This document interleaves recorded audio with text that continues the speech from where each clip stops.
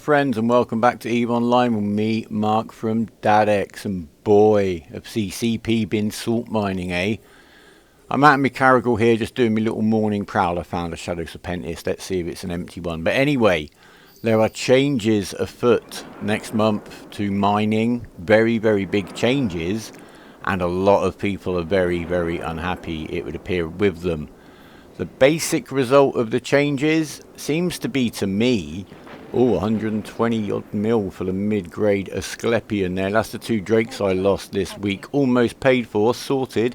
Anyway, the biggest change I think is that people are going to have to reach out of their bubble. Or not so much out of their bubble, but just out of the way they've played. I think a lot of people will get quite used to being self-sufficient. And the way that you could get your mining done to produce all the materials you needed for a lot of production meant you could stay in the same system or a very tight area, day in, day out, do all your mining, get all your materials, get your ships built or whatever it is you've chosen to build, and get them off to market and sell them. And there's also that feeling when you're just generating all the materials in that way in the back of your mind. I think we sometimes think they're free, and obviously they've got their own value, and you put your time into it. So it might make you look at your industry in a different way. You're going to need to sell some stuff and buy some stuff. Anyway, just to catch up with the footage, I'm just hunting a little venture. And this is something else you may want to do, which is venture into low sec. We'll look at the details of the changes in a moment. I just wanted to show you how good the guy that I just land on grid with here is. He's doing everything he needs to be doing. He's miles off the wall pin. He's burning his micro warp drive, so I can't even catch him. And I end up helping him kill the rat. I've got 14 kill marks on this venture. As you can see, it's actually built to fight frigates rather than ventures, because it hasn't got enough tackle to capture a venture, but very few try to run. And I think a venture is a fine way to learn your way around low sec if you've never been in before, and I've made some videos about that I shall link to at the end of this one. So low sec I think is going to become a lot more busy. Well, it's going to have to, because there are minerals in here that you can't get anywhere else, or there will be once the changes kick in, and that is a clearly stated intention or known result that CCP are aware of. It's something they're trying to do. Low sec belt mining has never been worth the aggravation. Now it will be. Now how much aggravation is going to be very interesting to find out. There's some miners out there who are going to need to rethink about fits if they want to come into low sec, because you might want to cheapen your fit. You might want to put more tank on your fit or make them more evasive. And you're going to have to think about cutting that all-important productivity. Many of the mining barges and miners that we'd catch in low sec these days, or in the past, have made no attempt to mitigate the fact they're in low sec at all. You know, they've still got the maximum mining yield on their fit. And maybe a warp stabilizer would have saved the ship, even if they'd mined a little less. So some of you guys are going to have a little rethink about what you get up to, what ships you use. If you do want to come into low sec, there are plenty of quiet places around, but do bear in mind, even this little old venture here can fit an industrial Sino that a Black Ops battleship can then make a warp bridge to, a jump bridge, and you can have a fleet on top of you very quickly. So yeah, you're going to have to learn to be even more cautious than you are out in high sec of gankers. And as I say, there'll be more videos to come, a bit more updated, just to show you how to keep yourself safe. But low sec I think is going to be much more active, and that's going to be good. See how quickly that venture killed that cruiser. It's been in the abyss. I might show you in a minute. But anyway, let's actually look at the changes themselves and what all the fuss has been about. And my word, has there been some fuss. Facebook, Reddit, the stream comments when they were doing the announcement and the talk through. Right, this update information page is linked to on the launcher. It's right there waiting for you to click it if you want to go through the whole article. I'm not going to read through this word for word. I've given you the gist of what's going on. This has all been pre-planned and pre-announced. Not the details, but the idea of what they were doing. Anyway, here we are. So as you can see, now in high sec, titanium appears in high sec, but only in high sec. Whereas high sec has no isogen, noxium, zydrine, megalocite or morphite. Then low sec is going to have isogen and noxium as exclusive minerals. So people are going to have to go there to get it. And the same down in null sec, that's going to be the only place for zydrine, megasite and morphite. There's no mention of Mexilon in that at all. Wormholes You can see what's going on there. No titanium, no voxium, no morphite. So basically we've got to start passing our materials around, lads. We're going to have to get some mining going in low sec, and you know, you mine what you can mine wherever you're comfortable mining, wherever you've got your setup. And I know you null sec guys are feeling it. Here's the details of actual asteroid adjustments. I'll let you read those and look into that at your leisure. And yeah, the null sec guys, I know you've been able to mine your hearts away and build your ships and all your capitals and everything out in null sec. And fair enough, you know, your alliance has earned that space and is defending it and working for it. I appreciate that. But this is really, you know, the same applies to you. You're just going to have to reach out there, whether you're going elsewhere to do a bit of a mining up now and again.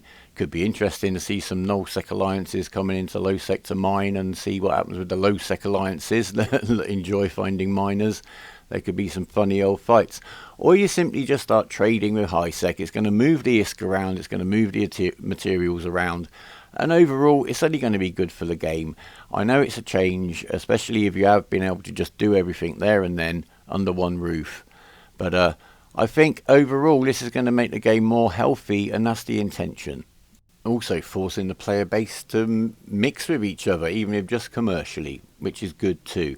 Anyway, anomalies, no more or anomalies in high sec whatsoever. Low sec anomalies are being adjusted really in line mostly with the new mineral distribution, and 9,990% increase of crocite on the anomalies in low sec. Wow.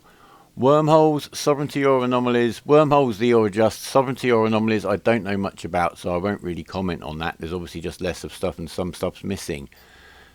The low sec gas sites are going to be reduced greatly. In the wormhole gas sites, this is interesting. There are going to be less of them. They'll spawn less frequently, but the ones you do find will have 100% more gas, and that is good. So we'll be getting the Venture dusted off once that kicks in, I think, because yeah, Venture load of good gas is very, very, very good money, and quite a laugh. I like being hunted, you know me.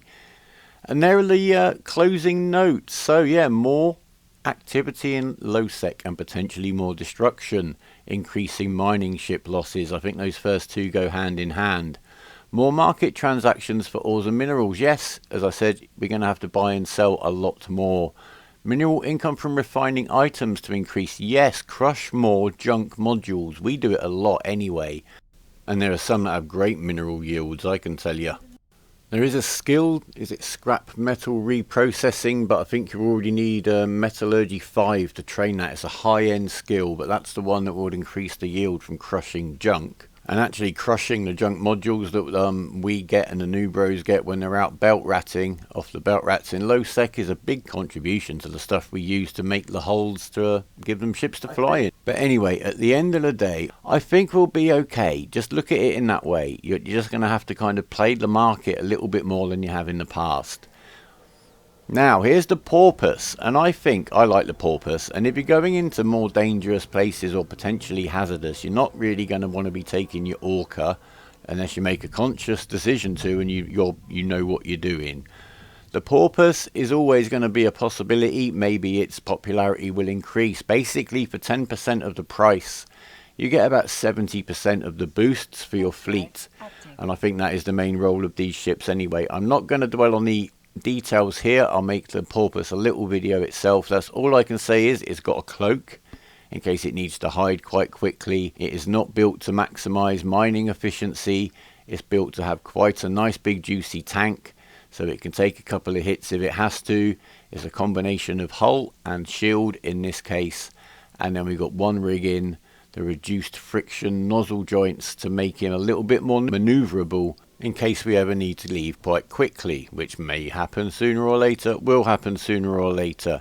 You need exactly the same skills to use the porpoise as you do the orca, which I find a little bit surprising, and I think that leads to a lot of people kind of going straight for the orca, despite its like considerable expense. I just don't see too many porpoises around, although recently I've seen a few more. We certainly had these when we were in a wormhole. Much less of a risk than an orca and needing much less security or precautions. Same is going to apply in low sec. And one of the other big differences, if you've ever flown an orca and you've had to go anywhere ever, especially if you've wanted to try to get out of somewhere in a hurry, just watch how quickly this guy heads home when we want him to. Whether someone pops into local we don't know or don't like the look of, there's something on the D-scan, you just feel that spider sense jitter, you're off.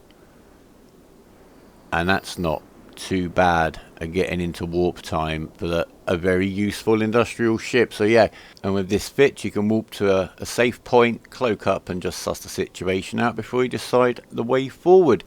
You don't have the fleet maintenance hangar, no docking ships in there. It's a bit smaller, but they're very good. Anyway, look, the Venture, this is a stunt Venture. This is not the 14 kill mark Venture. I did put one in the Abyss, and to my amazement, we killed the cruiser in the first room. I thought we did quite well there.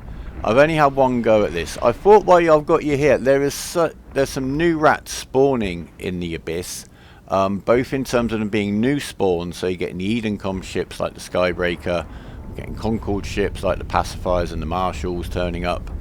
There are pirate faction ships turning up in the Abyss, and some of them are very new ships, and I very much covet them. We shall see them soon. On the subject of a Skybreaker in the Abyss, I've never really got any experience against these ships at all.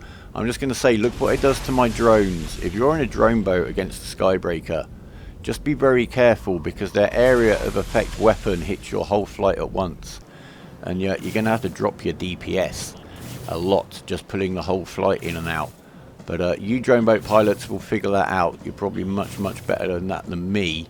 But in the end, we just can't get close enough to apply. I'll do better next time. We're going to get another Venture in the Abyss. But for now, we've just had to accept our losses, had fun on the adventure, and a free ride on the quick bus home. Ta-da! There you go. Simple. Right, look at this guy here. This is a Lucifer Sword Spine. I found him in a tier 0 Abyss. He seems to have he seems to have 4 turrets. He looks very organic. I really like it. It's got a very kind of funny look to it. Looks like it could easily have legs and be creeping around. We'll have a little look at his stats. But a very nice little effort on the design front there. I wouldn't mind getting my hands on one of those. But even more so, we had the Lucifer Medusa, which seems to be another armor-tanked blaster ship. It looks like a, what is it, a Dramiel that swallowed a rattlesnake egg or something. Looks like it should have some ramming damage potential too. These are both Angel Cartel ships, by the way. I shall keep you updated. I have seen another spawn or two. I haven't got decent footage of them, but I'll tag those back into my Abyss videos as I come along. But yeah, I'm actually here, something I rarely do, farming tier 0 Abysses for the filaments. You pretty much double the filaments you get running it like this. They're in such short supply, I have no choice. So CCP, can you please seed the tier 0 filaments? But I'm going to leave you with this guy. This is just one of the drone to sellers. They're not a new spawn, but it's the freakiest thing in the game as far as I'm concerned. I just think it reminds me of the thing in the Matrix that they put inside you that squirms around under your skin. So if you'd never get into the Abyss, you need to come and kill these filthy things that are in here. Anyway guys, please leave us some comments with your thoughts on these changes. I know they're quite a big shake-up, but I'm sure we will find a way through. Leave a like if you've liked it. Any comments or suggestions are always welcome. Remember guys, even is believing. Fly brave, take care, and goodbye.